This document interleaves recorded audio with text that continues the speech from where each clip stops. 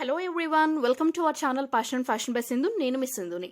ఇవాల్టి వీడియోలో చిక్కుడుకాయ ఫ్రై ఎప్పుడు ప్రిపేర్ చేసినా చాలా రుచికరంగా తక్కువ టైంలో ఎక్కువ ఆయిల్ యూస్ చేయకుండా ఎలా ప్రిపేర్ చేసుకోవాలో చూపిస్తున్నాను.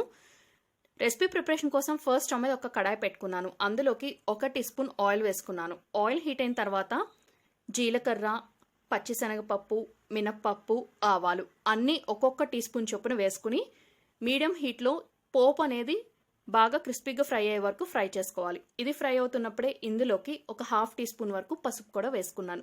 ఈ రెసిపీ ప్రిపరేషన్లో నేను 1/2 kg వరకు చిక్కుడుకాయలు అనేవి తీసుకుని వాటికి ఉన్న 2 ఎడ్జెస్ అనేవి రిమూవ్ చేసి చిక్కుడుకాయల్ని ప్రెషర్ కుక్కర్కి యాడ్ చేసి తగిన వాటర్ పోసి హై హీట్లో 2 విజిల్స్ వచ్చే వరకు బాయిలింగ్ చేసుకున్నాను. ఉడకపెట్టిన ఈ చిక్కుడుకాయల నుంచి ఎక్సెస్ వాటర్ మొత్తం కూడా వంపేసి ఈ చిక్కుడుకాయల్ని ఒక జాలి గరిటలోకి తీసుకున్నాను. పోపు ఫ్రై అయిపోయిన తర్వాత ఇందులోకి చిక్కుడుకాయ ముక్కలు వేసి పోపుని చిక్కుడుకాయ ముక్కలకి బాగా పట్టించాలి. మీరు కావాలి అనుకుంటే పోపు ఫ్రై అయ్యేటప్పుడే ఇందులోకి కచ్చాపచ్చగా దంచుకున్నటువంటి వెల్లుల్లి రెబ్బలు కూడా వేసుకోవచ్చు. సో చిక్కుడుకాయ ముక్కలు ఫ్రై అయ్యే లోపు మనం దీనిలోకి వేసే స్పెషల్ పౌడర్ ఎలా తయారు చేయాలో చూద్దాం. ఇందుకోసం ఒక చిన్న మిక్సీ జార్ తీసుకుని అందులోకి రఫ్గా చాప్ చేసుకున్నటువంటి ఎండు కొబ్బరి ముక్కలు ఒక 2 టేబుల్ స్పూన్స్ వేసుకున్నాను. తర్వాత ఒక పెద్ద వెల్లుల్లిపాయ తీసుకుని దానికి ఉన్న రెబ్బలు మొత్తం పీల్ ఆఫ్ చేసేసి పైన పొట్టు అనేది తీయద్దు. వెల్లుల్లి రెబ్బలు ఎన్నైతే వస్తాయో అవన్నీ వేసేసుకోండి మిక్సీ జార్లోకి. తర్వాత ఒక 3 టేబుల్ స్పూన్ల వేపిన శనగపప్పు అంటే పుట్నాల పప్పు అంటాం కదా, అది వేసుకోవాలి. తర్వాత మీరు తినే ఘాటుకు సరిపడా ఎండుమిర్చిని తీసుకోండి. నేనైతే కొంచెం బాగా కారం కల ఎండుమిర్చి అనేది ఒక 5 వేసేసుకున్నాను. ఈ 4 ఇంగ్రీడియంట్స్ని మిక్సీ జార్లో కోర్స్ పౌడర్ లాగా గ్రైండింగ్ చేసుకోండి. వాటర్ అనేది అస్సలు యూజ్ చేయదు. తర్వాత ఈలోపు మనకి చిక్కుడుకాయ ముక్కలు అనేవి ఆల్మోస్ట్ ఆల్ కొంచెం ఫ్రై అయిపోయి ఉంటాయి. ఇప్పుడు రుచికి సరిపడా సాల్ట్ అనేది వేసేసుకుని ఒకసారి బాగా కలుపుకుని మరొక 2-3 నిమిషాల పాటు లో హీట్లోనే కుక్ చేసుకోండి. మనం ఈ రెసిపీ ప్రిపరేషన్లో చిక్కుడుకాయలని ఆల్రెడీ ఉడకపెట్టి తీసుకున్నాం కాబట్టి ఎక్కువ టైం టూ మచ్గా డీప్ ఫ్రై చేయాల్సిన అవసరం లేదండి.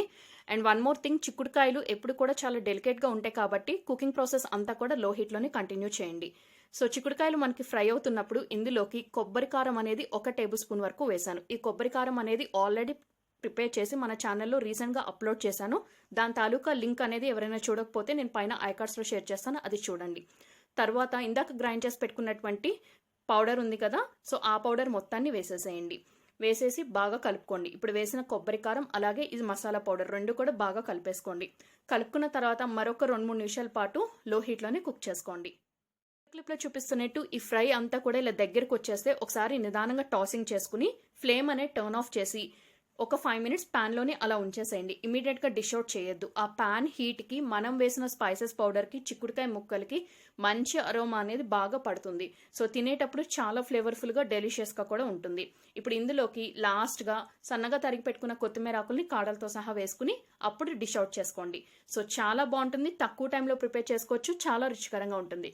తప్పకుండా ఒకసారి ట్రై చేయండి. రెసిపీ నచ్చితే ఫ్రెండ్స్ అండ్ రిలేటివ్స్కి వీడియో లింక్ ఫార్వర్డ్ చేయండి. మీరు ట్రై చేశాక మీ ఫీడ్బ్యాక్ని కమెంట్ సెక్షన్లో షేర్ చేసుకోండి.